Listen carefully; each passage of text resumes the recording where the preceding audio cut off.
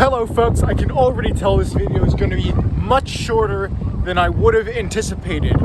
It is the windiest it's been in months. And go figure, I go to a river shore at the beginning of December. This is what I should expect. My lips are already getting cold, so I can't even talk properly. The wind's that bad. Now I can tolerate the cold. It's just that the wind, it messes up the video, the sound, the audio. It's horrible. So I apologize, but the weather has other plans. I will try to make the best of this video as can possibly be. All of this wind is really bothersome. Thankfully, the winds have died down just a bit, just enough so that it's tolerable to film myself and do what I need to do. Anyway, enough of the side talk. Let's get into what we are exploring today. I am currently seated on a park bench in some random park in Pennsville, New Jersey. But that's not our final destination. This is just a layover, if you will. Let's talk about rivers for a second.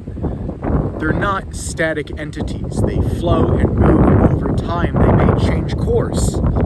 So much so that new lands may arise, or old lands may be covered by the new river flow. It's a very interesting thing. Not more than a few miles away are one of those examples. Long ago, they were trying to figure out which places were under the jurisdiction of certain states. As the territories were carved out, you had Pennsylvania's territory, and you had New York's territory, and New Jersey's, and Delaware's. Delaware, however, was like, you know what, I just want all of the river. New Jersey, hand it over. I just want all of the Delaware River. So essentially, all of the Delaware River was Delaware's. New Jersey had practically none when it bordered Delaware. But of course, things change. Over the course of the hundreds of years that the country has existed, the Delaware River has fluctuated in its shape. And so there were certain small parts connected to the New Jersey landmass that rose up. But the borders were already decided, and thus, well, it was part of Delaware, not New Jersey. This is what's known as the Delaware Exclaves. One Delaware Exclave of the two we're going to be exploring, known as Finn's Point. So let's get there. It's pretty cold right here, so I might as well get going quickly. Though if there's anything I've learned from the last few months, get a new camera and better my sound quality, because the winds are just unreasonable to us.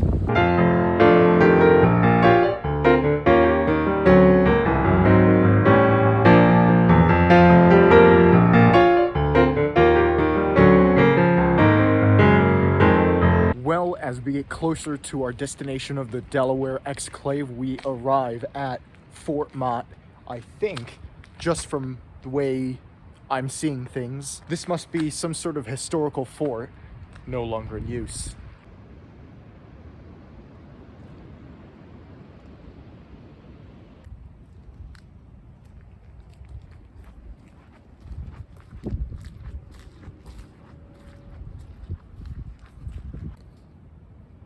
Wow, this is really cool. It seems so old and rustic. As cold and damp as it is right now, I don't mind it. It's not windy. It's nice. Let's see if we can get a good view from the top of this fort. Yeah, that's not a good way to get up. The stairs are broken, so gotta find another way. Oh, you know what I realize?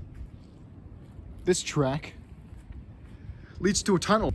I'm sure different carts would be pulled and pushed to the other side of the fort. What a sweet passage.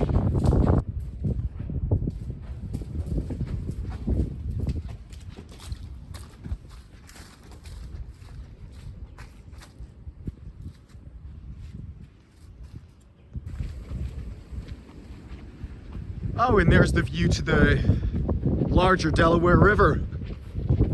You know, it's a very cool thing to think about. We've gone to places like Easton and Trenton, which share a shoreline next to the Delaware River. But as we go through these different places, we see how the Delaware River changes. Right behind me, it's much larger.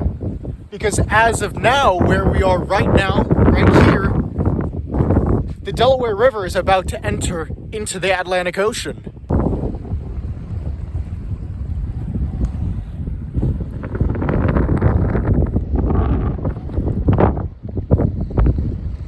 If I'm correct, I'm pretty sure the Swedish had a few colonies around this area. And now we're in New Jersey, but the Swedish had a big claim around this mid-Atlantic area back in the early days of America.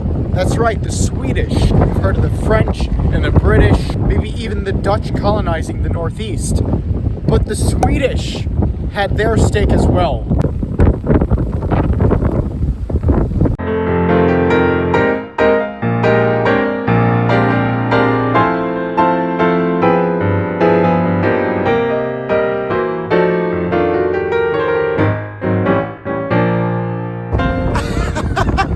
This winding is the worst. Absolutely dreadful.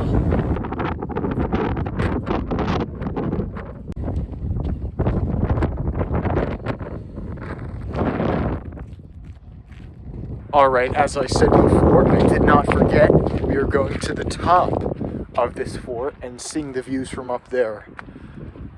I'm just glad we got away from that terrible wind.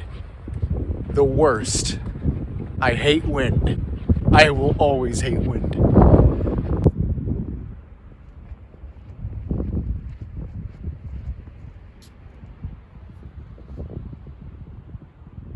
I saw a sign right next to the docks where we went on the Delaware River, and it was used in the Spanish-American War, early 1900s.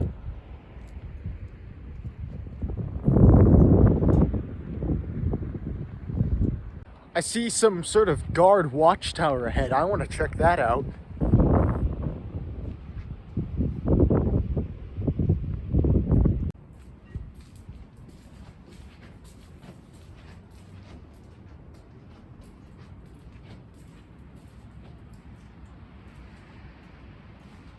There's this damp, rusty smell all over where I'm walking up.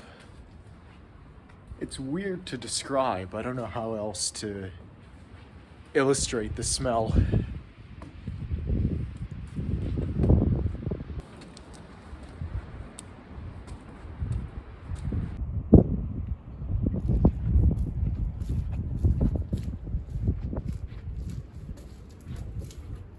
Oh, is this what's inside the watchtower? How fun! Captain, how do we not let this wind end up on our shores?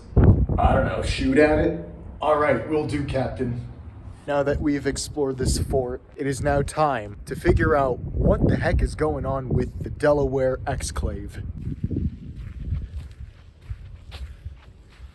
We're approaching the New Jersey-Delaware border, but it's kind of vague to tell where exactly it is. I have to rely on my online map to really identify where that is. So yeah, it's basically right around here. What can I really say? It's pretty boring. Nobody lives here.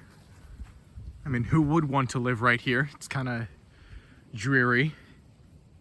Maybe if I went here in the summertime, it would be a lot nicer to look at. So to really explain this phenomenon, why this is technically Delaware, well, this used to be the river. There was no land here, but this land was reclaimed over a period of time when different people were into the act of land dredging, where they took out the sediments and gross debris from under the river. I guess they had business motives or whatever. Land started piling and piling right along the border where the coast was. And since Delaware had their whole Delaware River as their state jurisdiction, their border, basically it was their land. New Jersey had no choice but to say, yeah, sorry New Jerseyans, this is Delaware's land now. Well, I'm not gonna go in the river, but as you can see, we have the same Delaware River with the same nuclear plant or power plant But you see also the industrial coast of Delaware. And so yeah, we were right there when the winds were just unforgiving. And now we're right here. But did you know that this matter is of extreme importance to both New Jersey and Delaware for some odd reason? Personally, I would say it should just return to New Jersey. It's on the New Jersey landmass, but who am I to contest something like this? I have no idea what the actual politics of this land are. Like, I can understand Delaware's point of view. When William Penn and his buddies were busy making the borders for the 3 states of Pennsylvania, Delaware, and New Jersey, I get it. The borders have already been drawn. What's inside the border is inside the border. What's outside the border is outside the border. But I mean, come on, give New Jersey a break. I'm sure it's less than a couple square miles of land, so just return it back. I don't know what to say. I mean, at the very least, it makes for a more visually appealing map.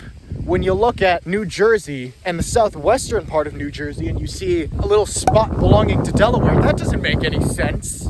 So I guess in conclusion, the Delaware Exclave, it's not a pretty sight. But then again, my day has been quite outside the normal with these huge gushes of winds. So fast, so furious, so unforgiving. And it's pretty cold right now too. I should have brought a coat.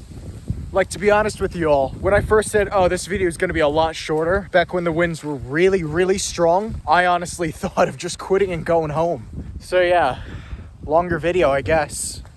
But if I just simply went home, we wouldn't have gotten to see a couple things. The Mont fort from over 100 years ago. We wouldn't have gotten to say that the coverage project has been in the Delaware Exclave. We wouldn't have gotten to say that. And I think that's a fun thing to say.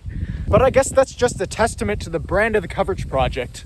When things get tough, even though it's so tempting to just go home and quit, we don't. We aim for excellence. We aim for the highest achievements. So standing at the heart of the Delaware Exclave, but in reality, the middle of nowhere. More travels to come. I will see you all at the next location.